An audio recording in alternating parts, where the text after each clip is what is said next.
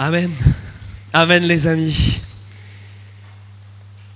Alors, aujourd'hui j'ai la joie de vous annoncer qu'on commence une nouvelle série de prédications et je me réjouis particulièrement parce qu'on va parler de l'histoire de Jonas. Et lorsque je préparais cette série, il m'est arrivé quelque chose d'assez rigolo. Ceux qui sont de ma génération, vous allez tout de suite comprendre. C'était mon jour de pause, je traînais sur YouTube. J'ai commencé par regarder une vidéo de théologie et une demi-heure après, je regardais une vidéo sur la peinture et je n'ai aucune idée de comment je suis arrivé là. Je crois que pour certains, ça vous parle. Pour les plus âgés d'entre nous, c'est comme quand vous lisiez un livre, que vous étiez à la page 100 et tout d'un coup vous êtes à la page 120 et vous êtes incapable de vous rappeler comment vous êtes arrivé là. Et moi, ce jour-là, alors je ne suis pas un grand fan d'art, très loin de là. Et Valine pourrait vous dire à quel point mon sens esthétique est désastreux.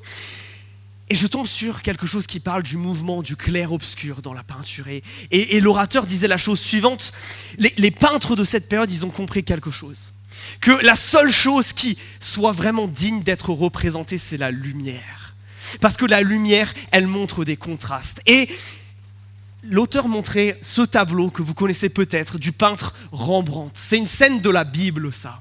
L'histoire du fils prodigue. Peut-être que vous vous rappelez, ces deux fils qui attendent un héritage de leur père. Et le premier qui dit à son père, tu meurs pas assez vite, file-moi mon héritage maintenant.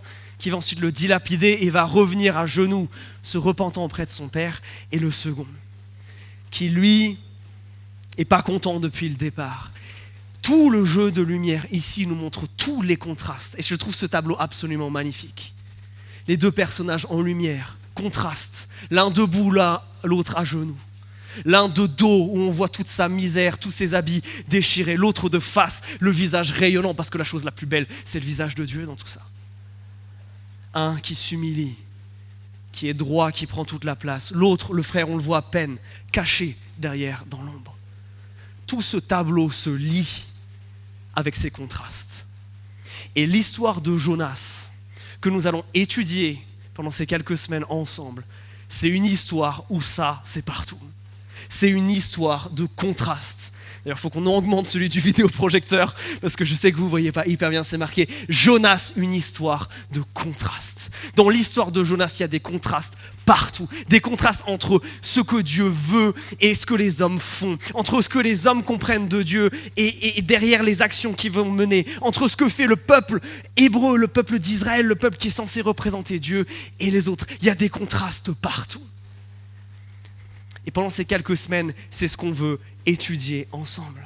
Alors je vous invite à ouvrir vos Bibles à Jonas chapitre 1. Si vous n'avez pas de Bible, il y en a au fond. Sinon, sortez votre smartphone, sortez une application Bible. Jonas chapitre 1, on est après le milieu de la Bible. On est après les gros prophètes Ésaïe, Jérémie, Ézéchiel. Et pendant que vous le cherchez, je vais vous donner un petit mot de contexte. Parce que le prophète Jonas, il arrive dans une période d'Israël qui est bien compliquée. Vous le savez, le pays d'Israël, ce peuple qui est censé représenter Dieu, qui est censé être ce phare qui illumine toutes les autres nations pour les amener vers Dieu, ne remplit pas bien sa mission. Et il y a un moment terrible, une guerre civile qui fait que le pays va se séparer en deux, une moitié au nord, une moitié au sud.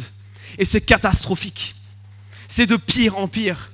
Pays rempli d'injustice, d'idolâtrie. Tout le monde se détourne de Dieu.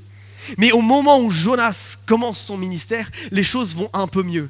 Non pas parce que les hommes sont devenus tout d'un coup meilleurs, bien au contraire, mais parce que Dieu décide que malgré leurs péchés, malgré le mal qu'ils font, il va s'occuper d'eux. Et il va repousser entre autres le grand ennemi d'Israël qui vient du nord, qui s'appelle les Assyriens, leur capitale Ninive, qui maintenant perdent du pouvoir et Israël peut retrouver son territoire. Et à l'époque de Jonas, il y en a deux autres des prophètes que vous connaissez, Amos dans la partie nord, Osée dans la partie sud. Et Jonas, dans le texte qu'on va voir, il va partir en voyage. Il va partir à l'international. Jonas chapitre 2, commençons à lire. La parole du Seigneur parvint à Jonas, fils d'Amittai. Il lui dit, lève-toi, va à Ninive, la grande ville, et fais une proclamation contre elle. Car le mal qu'elle a fait est monté jusqu'à moi. Alors Jonas voulut s'enfuir à Tarsis pour échapper au Seigneur. Il descendit à Jaffa et trouva un bateau qui allait à Tarsis. Il paya le prix du transport et embarqua avec l'équipage pour aller à Tarsis et échapper au Seigneur. Je m'arrête déjà là. Parce que là, on a la première moitié du contraste du jour qui apparaît. Le titre de cette prédication, c'est « Un Dieu tout-puissant et un prophète désobéissant ». Notez le verset 3. N'importe quel juif qui lit cette histoire est choqué. Et si vous étiez avec nous quand on a étudié la vie du prophète Élie, vous êtes normalement vous aussi un petit peu choqué. Parce que qu'est-ce qui se passe ? Dieu parle. Et normalement le prophète il fait quoi quand Dieu parle ? Il obéit. Il agit comme Dieu lui a dit d'agir. Regardez ce que fait Jonas chapitre 3. Jonas s'enfuit. Jonas part. Il y a quelques mois, on voyait le prophète Élie, et je veux vous relire un texte qu'on a vu. Écoutez ce qui s'était passé pour Élie, lui aussi un prophète. Alors la parole du Seigneur lui parvint. Il lui dit, va à Sérapta et reste-y. Là-bas, j'ai ordonné à une veuve de pourvoir à tous tes besoins. Élie se leva et s'en alla à Sérapta. Notez la différence. On a un prophète qui est ici bizarre, qui est étrange. Les prophètes dans la Bible, c'est ces gens à qui Dieu parle pour communiquer ses messages à d'autres gens.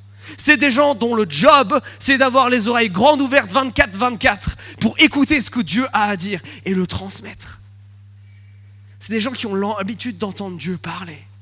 Et là, on a un Élie qui dit oui, on a un Jonas qui désobéit. Alors pourquoi est-ce que Jonas désobéit ? Notez que le texte ne nous donne pas de réponse. Dans le verset 3, il n'y a rien, regardez. Il n'y a rien. On ne nous dit pas pourquoi Jonas choisit de ne pas obéir à Dieu. Et c'est une révélation qui, comme dans toute bonne série, arrivera plus tard dans l'histoire, donc je ne vais pas vous la divulgacher maintenant. Mais je crois que Jonas n'a absolument aucune bonne raison de désobéir à Dieu. Parce que nous qui commençons un peu à entendre parler de ce Dieu-là, qui lisons l'Écriture, on sait que Dieu, quand il demande des choses, ces choses ne sont ni trop compliquées ni injustes. Dieu ne nous demande jamais de faire des choses qui sont hors de notre portée. Dieu ne nous met jamais en échec. Ce que Dieu demande à Jonas ici, c'est pas trop dur. Et ce que Dieu demande à Jonas ici n'est pas non plus injuste. Pourquoi ? Parce que Ninive, c'est la capitale du royaume qui est au nord, là, les Assyriens. La comparaison avec le Troisième Reich allemand n'est pas surfaite. Un peuple barbare, des horreurs. Ils ont inventé la guerre de siège moderne, la guerre psychologique. Ils sont connus pour faire des tas avec leurs victimes, pour intimider. Des choses atroces. Oui, quand Dieu dit « Je vois le mal que vous faites », et je ne vais pas le laisser impuni. C'est un Dieu qui n'en a pas rien à faire du mal dans ce monde. C'est un Dieu justement qui va venir agir contre ce mal. Et les Juifs ont été parmi les victimes de ce peuple. Alors quand Dieu dit ça à Jonas, on s'attendrait plutôt à ce que Jonas dise « Ah, enfin, c'est parti le jugement de Dieu sur ceux qui font le mal ». Mais je crois que le silence du texte, le fait que le texte ne nous dise pas pourquoi, en fait c'est très profond. C'est très important parce que ça nous amène à quelle est la cause du péché. La vraie question qui se pose ici et qui se pose à Jonas et qui se pose à toi cet après-midi, c'est est-ce que quand tu crois que Dieu parle, il faut obéir ? Est-ce que tu crois que quand Dieu parle, ce qu'il dit est bon ? Est-ce qu'il mérite que tu lui fasses confiance de base ou pas ? Parce que mes amis, ça c'est toujours le premier problème avec le péché, avec le mal que nous commettons. Il naît dans l'insoumission. Il naît dans un cœur qui n'est pas prêt à dire oui à Dieu. Un cœur qui doute. Et ce doute, il pourrait être compréhensible si c'était la première fois que Dieu parlait à Jonas. Jonas ne le connaît pas, se dit c'est quoi cette voix qui me parle, qu'est-ce qui se passe ? Mais ce n'est pas le cas. Jonas, c'est un prophète de Dieu. C'est quelqu'un dont le métier, c'est d'écouter Dieu et de lui obéir. C'est pas comme si Dieu et Jonas n'avaient jamais interagi. C'est pas comme si Dieu n'avait pas fait connaître à Jonas qui il était. Dans 2 Rois chapitre 14, vous avez l'autre partie de l'histoire de Jonas, avant qu'il parte pour ces péripéties-là. Où Dieu va lui dire, écoute, en Israël, vous faites n'importe quoi, mais mon amour pour vous, il est plus grand que votre n'importe quoi. alors je vais vous délivrer, je vais remettre vos frontières, je vais faire reculer votre adversaire, malgré votre péché, malgré votre idolâtrie. Dieu lui a déjà montré sa bonté, qu'il est un Dieu qui est profondément bon. La raison pour laquelle Jonas n'obéit pas de base, la raison pour laquelle nous péchons de base, c'est celle-ci. C'est nos cœurs qui refusent de se soumettre. Jonas n'a pas un problème de connaissance de Dieu. Il a un problème de soumission. Jonas pêche pas parce qu'il ne sait pas, mais parce qu'il ne veut pas obéir. Et ça doit nous questionner. Quelle est notre attitude vis-à-vis de ce que l'Écriture dit, vis-à-vis de ce que Dieu nous révèle? On a parlé de prophétie ces dernières semaines. Si Dieu a parlé, qu'est-ce qu'on en fait? Est-ce qu'on le cache? Est-ce qu'on ne dit rien? Est-ce qu'on n'agit pas? Est-ce qu'on l'enferme? Est-ce que comme Élie, on dit oui, ou est-ce que comme Jonas, on désobéit? Quelle est notre attitude de base? Est-ce que quand nous allons lire notre Bible, nous arrivons en disant « Chouette, Dieu va me parler et je vais pouvoir appliquer des choses et je vais pouvoir obéir et je vais pouvoir suivre sa voie » ou nous venons déjà avec un cœur résistant, un cœur qui dit « Je vais voir, je ne suis pas certain ». Parce que tout péché naît dans ça, naît dans le fait que nos cœurs sont insoumis, dans le fait que dans nos cœurs, nous ne voulons pas être serviteurs de Dieu, mais nous voulons que Dieu nous serve. C'est ce que Jonas oublie profondément. Son métier de prophète, c'est celui de servir les besoins de Dieu, ce que Dieu veut faire, et Dieu n'est pas un mauvais maître. Dieu n'est pas quelqu'un de mauvais. Chrétiens, quand vous dites le mot Seigneur dans vos prières, quand nous le chantons à l'église, est-ce que ce mot a encore un sens? Quand nous disons le mot Seigneur, nous disons qu'il y a Jésus-Christ, ce qu'il veut et ce qu'il est, qui est bien au-dessus de nous. Nous proclamons que nous ne vivons pas nos vies pour nous-mêmes, en fonction de nous-mêmes, mais pour lui. Jonas nous questionne sur ça. Parce que comme on l'a vu depuis la Pentecôte, oui, le Saint-Esprit n'est plus que sur quelques élus, que sur les prophètes et les rois d'Israël. Non, il est sur tous les chrétiens. Nous sommes Jonas, mes amis. Est-ce que nous sommes des prophètes désobéissants?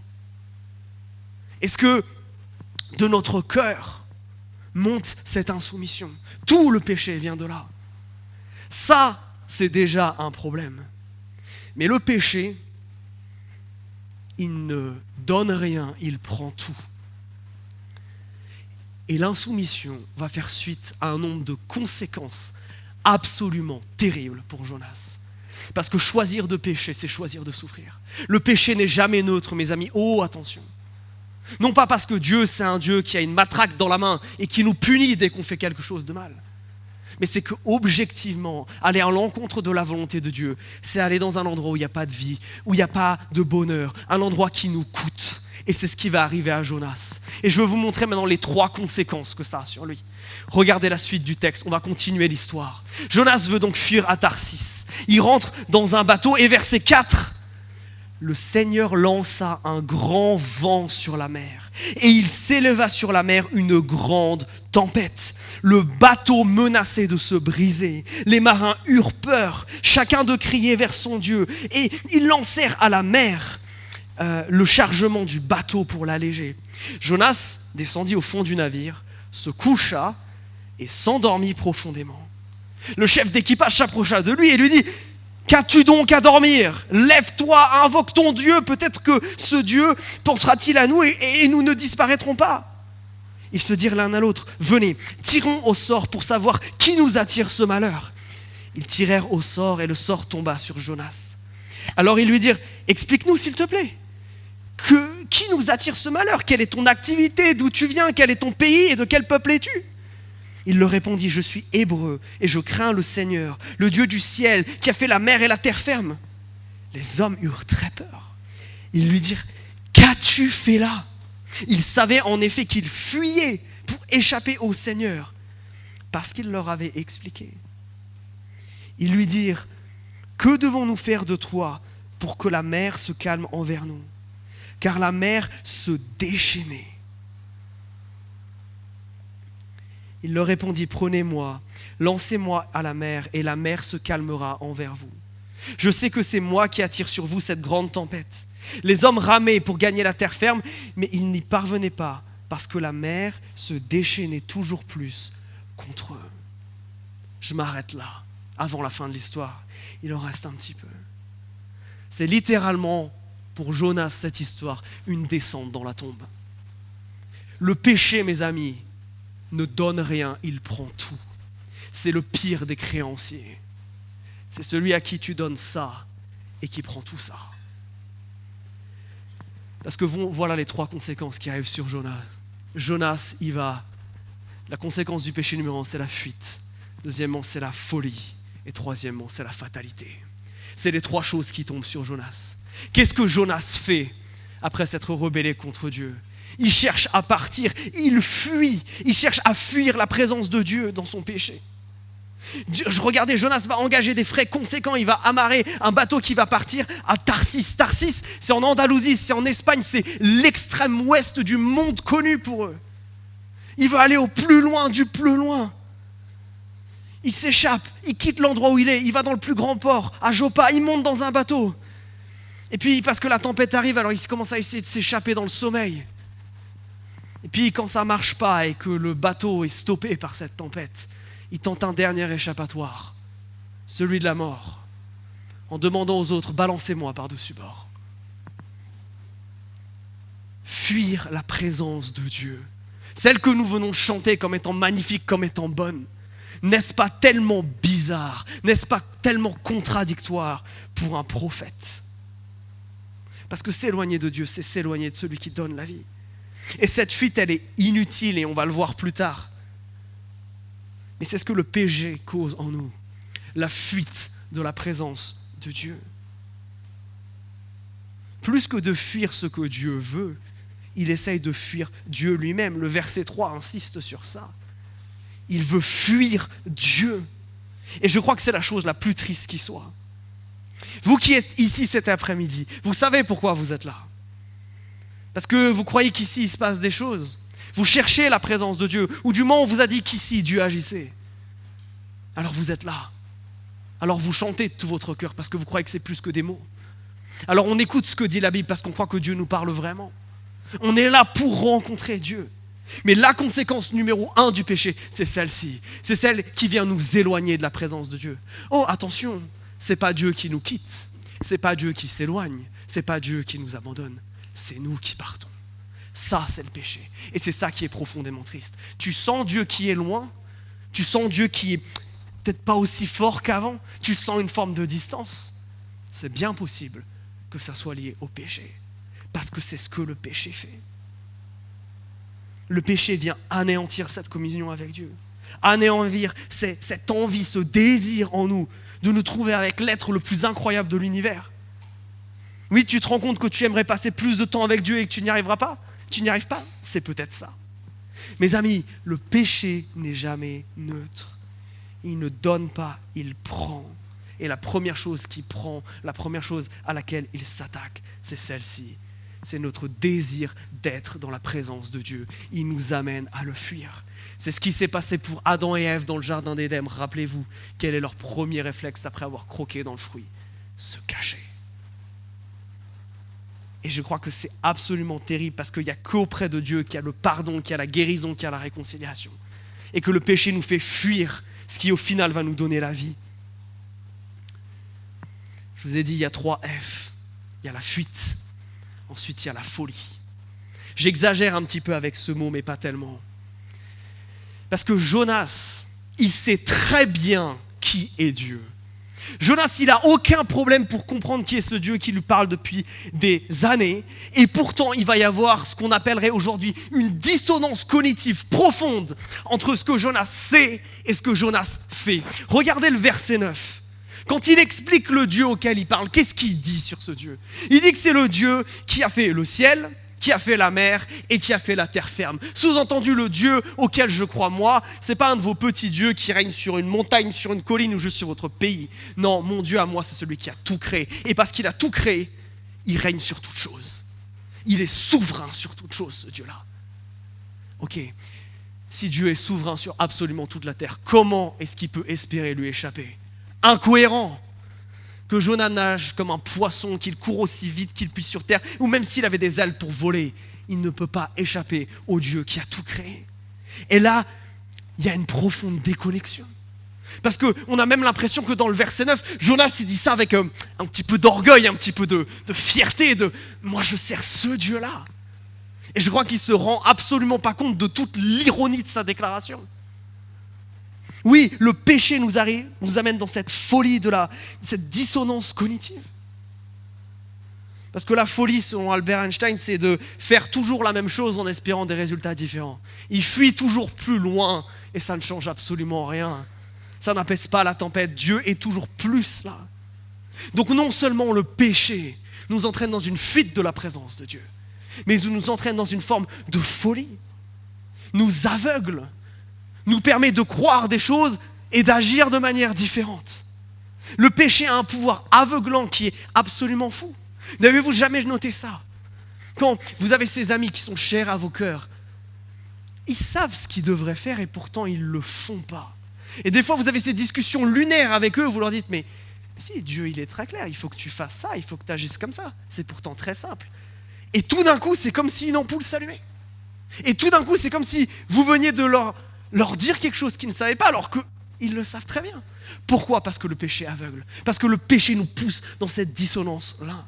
Et je crois que c'est pour ça profondément que nous avons besoin d'une église, que nous avons besoin d'une communauté, que nous avons besoin les uns des autres pour nous sortir de cet aveuglement.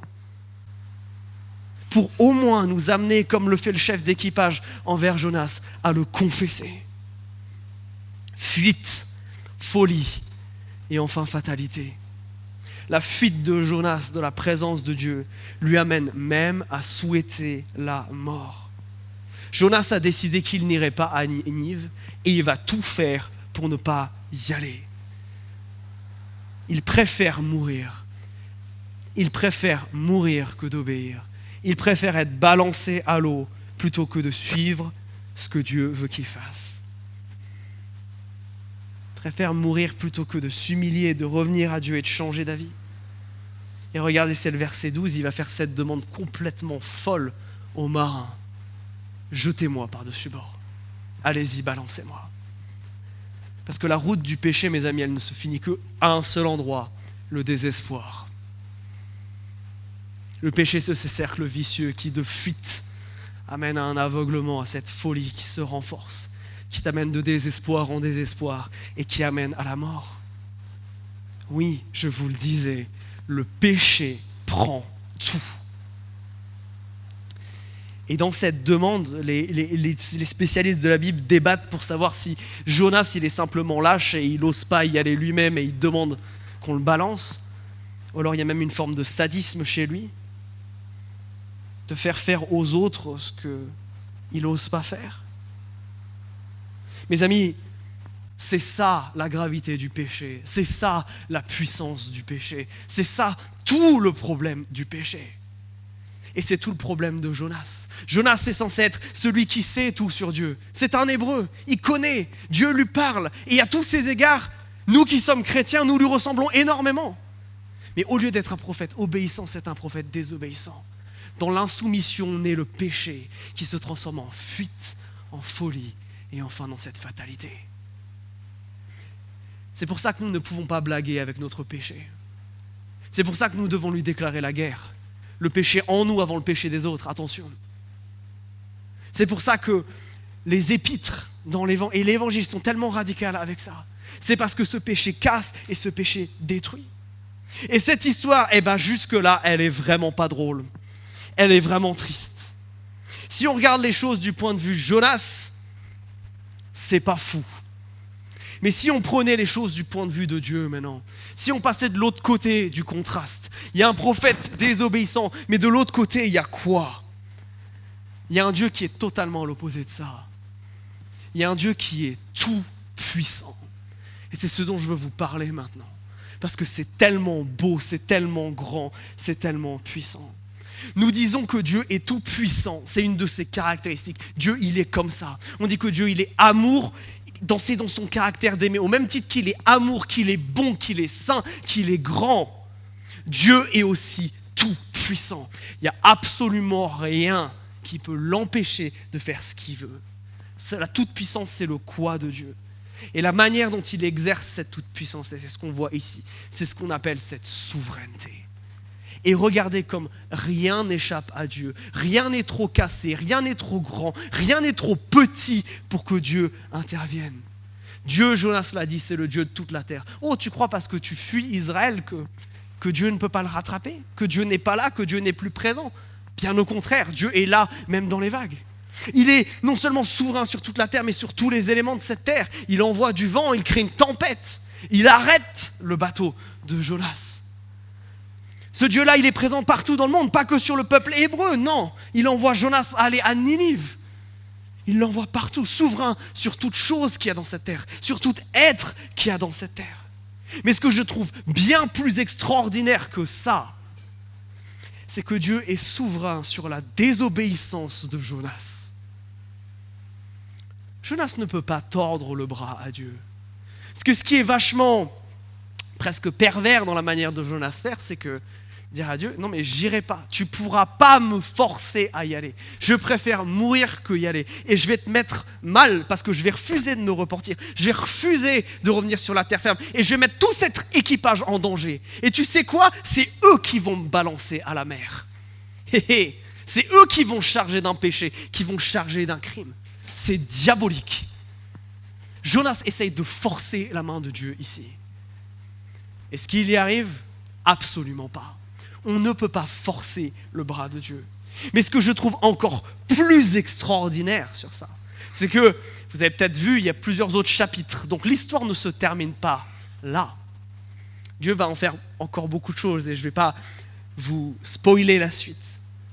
Mais Jonas, on a un Jonas qui préférait ne pas être en contact, ne pas obéir à Dieu. Et même au travers de sa désobéissance, Dieu va s'en servir pour que ces hommes-là, ces marins, apprennent à le connaître. Le grand but de Dieu, c'est de ça avec Israël, que toutes les nations le connaissent. Jonas est en train de désobéir à Dieu et en train de ne pas aller là où Dieu veut qu'il aille. Dieu dit, ça c'est absolument pas un problème pour moi. Même dans ta rébellion, même dans ton péché, même quand tu me désobéis de manière ultra forte et profonde, je peux quand même me servir de ça pour me glorifier.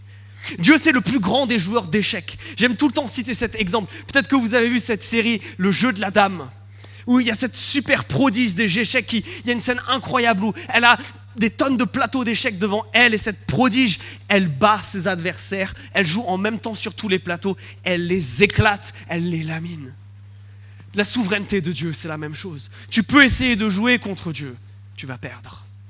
Même dans ta désobéissance, même si tu voulais le rejeter du plus profond de toi, ça n'empêcherait pas Dieu de sauver et de faire ce qui lui plaît. Parce que regardez ce qui se passe pour les marins. Lisons la fin du texte, verset 14.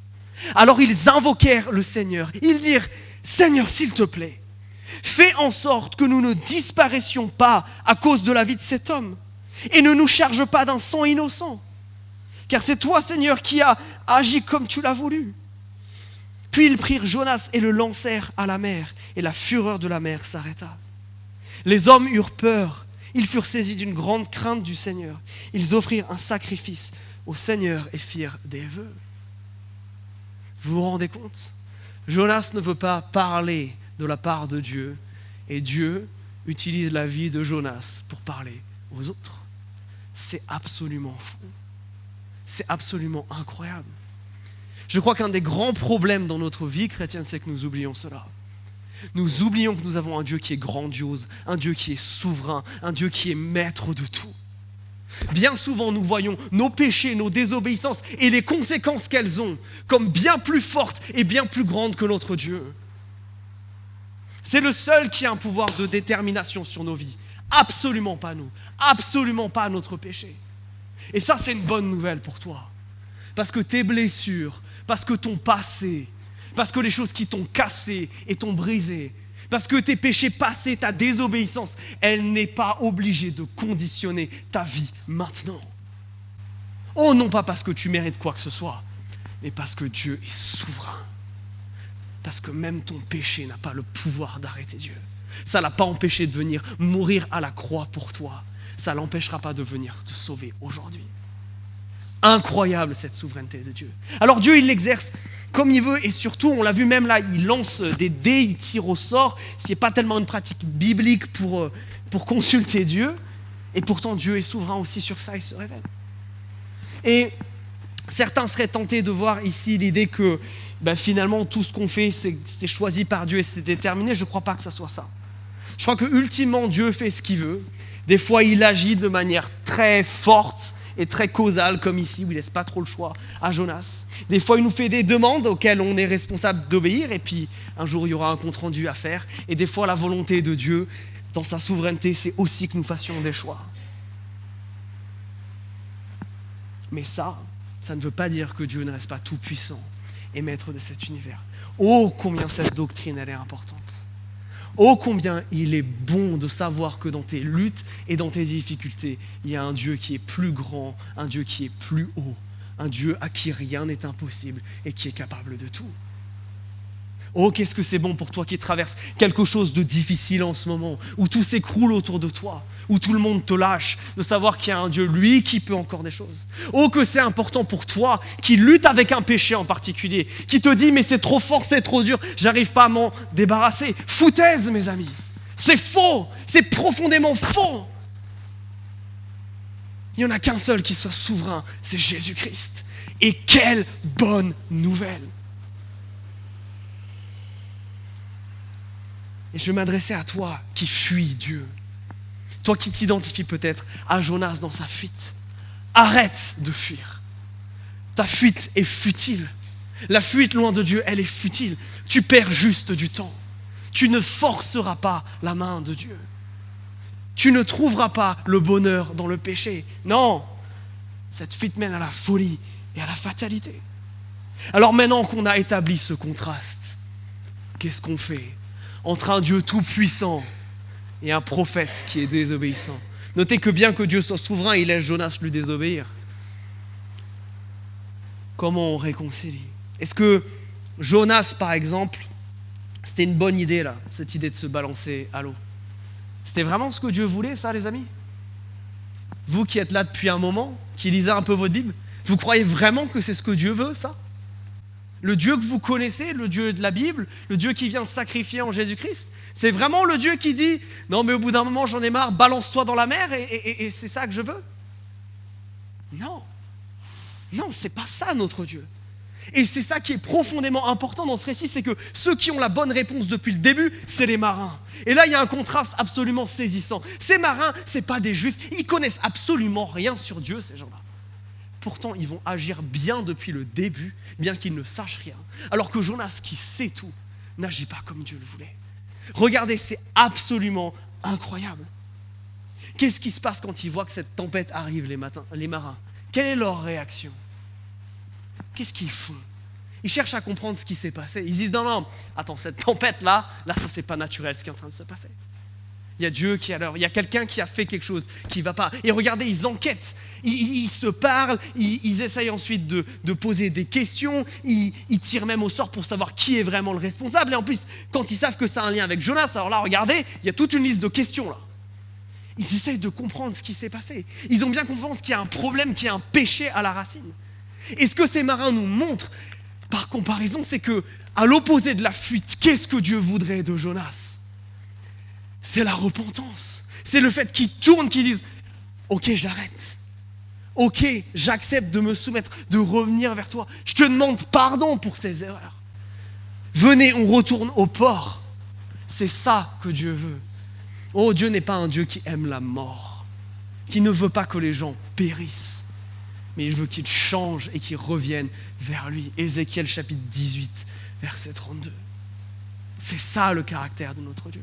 Si tu fuis dans le péché, si tu es un prophète désobéissant, la solution à la fuite, c'est pas de continuer là-dedans. La seule chose qui peut briser cette fuite, c'est ça. C'est qu'à un moment, tu t'arrêtes, que tu tombes à genoux et que tu dis « Seigneur, pardon, je reviens. J'arrête de me perdre, j'arrête de me détruire, j'arrête cette folie. » Ça, c'est ce qu'ils font. Ensuite, ils font un deuxième truc, les marins. Jonas, il est emprisonné dans une forme de folie, là, de dissonance entre ce qu'il fait et entre ce qu'il sait, et ce qu'il fait. Les marins, ils ne savent pas, mais dès qu'ils savent qu'est-ce qu'ils font, ils agissent. Dès qu'ils comprennent que ça a un rapport avec Jonas, ils lui posent des questions. Le seul moment où ils hésitent à obéir, et ça ne dure qu'un instant, c'est quand Jonas leur dit « balancez-moi à la mer ». Regardez ce qu'ils disent versets 13 et 14, là ils sont un petit peu verset 14, surtout dans la panade, quoi. Ils disent si c'est vraiment ce que tu veux qu'on fasse, on va le faire, mais ça nous paraît pas être une bonne chose. On est quand même en train de jeter quelqu'un à la mer, alors vous inquiétez pas, Dieu ne les rendra pas responsables de ça et Dieu va s'occuper de tout ça. Mais eux, ils ont compris de manière intime ce que Jonas disait de manière pompeuse au verset 9. Jonas disait « Moi je crains l'Éternel ». Oh, moi je crains l'Éternel. La crainte de l'Éternel, mes amis, ce n'est pas une déclaration, c'est quelque chose qui se vit dans sa chair. Ce n'est pas des mots, c'est des actes. Jonas ne craint pas Dieu. C'est pour ça qu'eux, ils sont effarés par l'attitude de Jonas. C'est pour ça que vous l'avez au verset 11. Versets 10 et 11. Mais qu'a fais-tu là ? Qu'as-tu fait là ? C'est de la folie, l'attitude de Jonas. Tu sais qui est ce Dieu, tu sais qu'il agit comme ça. Et tes actes et tes paroles ne sont pas alignés. Mes amis, face à la folie, ce que l'Écriture nous appelle à faire, c'est l'obéissance. C'est pas seulement mettre un arrêt dans sa course avec la repentance, c'est de repartir en arrière et dans l'autre direction. C'est ça l'obéissance, c'est ça la vraie crainte de Dieu. C'est ça que Dieu valorise. Dieu aime les mains actives plus qu'il aime les têtes bien pleines.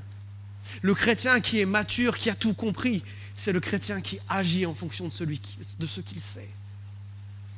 C'est le chrétien qui arrive devant Dieu et qui dit « Mais si tu dis ça, alors je veux y obéir, je veux le mettre en pratique. Je veux t'obéir. » C'est même un désir de mon cœur. Pour sortir de la folie du péché, une seule solution, l'obéissance. L'obéissance. Commencer à obéir. Et bien souvent, la stratégie de Satan, c'est de nous faire croire qu'on ne peut pas obéir, que c'est trop dur pour nous, que c'est trop loin pour nous, que c'est trop impossible pour nous. Mais ça, c'est un mensonge. Parce que quand on commence à obéir, on se rend compte que ce n'était pas si difficile que ça. Pourquoi ? Parce que Dieu ne nous demande jamais de choses impossibles. Dieu est un Dieu juste. Oui, à la fuite, on oppose la repentance, à la folie, on oppose l'obéissance, et à cette fatalité qui vient frapper. Comment est-ce que la vie de ces marins se termine ? Versets 15 et 16. Qu'est-ce qui se passe pour eux ? Ils arrivent à terre. Ils offrent des sacrifices à Dieu et font des vœux. En d'autres termes, ils louent Dieu, ils apprennent qui est Dieu, ils rentrent en relation avec lui. Face à la fatalité, opposons la louange. Et je crois que c'est ça qui est tellement important. Parce que ces hommes-là sont sortis de ce cycle infernal qui les menait à la mort. Alors ils louent Dieu. Alors ils l'acclament, alors ils vivent maintenant une vie au regard de ce qu'ils ont vécu juste avant, une vie de louange. Ma question c'est, pour nous chrétiens, est-ce que nous vivons la même chose ? Jésus-Christ, c'est grâce à lui qu'on a pu se repentir, c'est grâce à lui qu'on arrive à obéir. Est-ce qu'on est arrivé à cette troisième étape de louange et de reconnaissance envers notre Dieu ? Parce que je crois que bien souvent, si ce n'est pas le cas, c'est qu'on minimise la gravité de nos fautes et la gravité de nos égarements. Est-ce que ce qui sort de notre bouche quand Dieu nous a délivrés du péché, en pensant à la personne qui on était auparavant et à qui on est maintenant, c'est des mots à la gloire de Jésus-Christ ? Est-ce que c'est ça qui jaillit de notre bouche ? Mes amis, ça c'est la solution pour sortir du cycle du péché. Repentance, obéissance, louange. Mais tout ça, c'est possible, comme je l'évoquais à l'instant, parce que Jésus-Christ est venu. Oh, sans Jésus, ça, c'est impossible. Parce que comme Jonas, notre désobéissance nous condamne à mort. Elle nous condamne, c'est un fait. Il faut que quelqu'un vienne à notre place, que quelqu'un paye le prix, que quelqu'un vienne pour faire l'intermédiaire avec Dieu et nous réconcilier avec lui. Quelqu'un qui nous envoie l'Esprit Saint de Dieu pour qu'en toute occasion, nous puissions être obéissants. Quelqu'un qui est pas seulement mort à notre place et pour nos péchés, mais quelqu'un qui est vivant, quelqu'un qu'on peut adorer maintenant, quelqu'un avec qui on peut être en relation. Mes amis, pour nous chrétiens, on ne peut pas vivre ça. C'est marrant, on a de la chance, ils rencontrent un Hébreu, ils sont pour la première fois de leur vie. Ils sont à côté là géographiquement au même moment. Mais nous, Français du XXIe siècle, si loin d'Israël, si loin de Dieu dans le temps et dans l'espace. Si le salut peut nous être donné, c'est que quelqu'un l'a rendu disponible sur toute la terre. Et celui-là, c'est Jésus-Christ. Et c'est pour ça qu'on veut l'honorer maintenant. C'est pour ça que je veux vous appeler maintenant à un temps de repentance, d'obéissance et de louange. Est-ce que toi aussi, tu fuis Ninive? Est-ce que toi aussi, en ce moment, tu fuis? Tu désobéis à Dieu? Tu as laissé l'insoumission de ton cœur prendre le contrôle et tu ne marches pas là où Dieu voudrait que tu marches, sur les choses que tu sais clairement révélées dans la Bible, mais sur les choses aussi où peut-être il t'a révélé quelque chose de particulier à toi. Est-ce que tu suis Jésus-Christ? Est-ce que ces mots-là ont même un sens pour toi? Est-ce que ce Dieu-là, tu le connais? Est-ce que ce Dieu-là, c'est le Seigneur de ta vie? Parce que si ce n'est pas le cas, il faut revenir à genoux. Il faut revenir à la repentance. Il faut revenir devant Jésus et lui demander pardon pour nos égarements. La bonne nouvelle, c'est que Jésus, il accueille tous ceux qui sont prêts à se repentir. C'est ça la seule chose qui t'est demandée. Viens à Christ, viens à lui. Laisse-le venir te pardonner. Laisse-le venir te donner cette puissance pour obéir.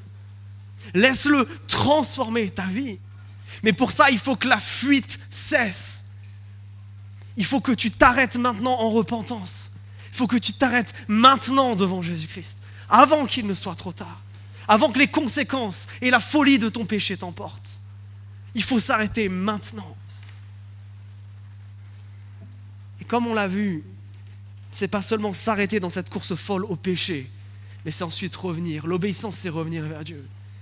Et on veut le manifester maintenant par quelque chose. S'il y a une raison pour laquelle tu veux revenir à Dieu, c'est super, parce que maintenant on va te donner l'occasion de le faire.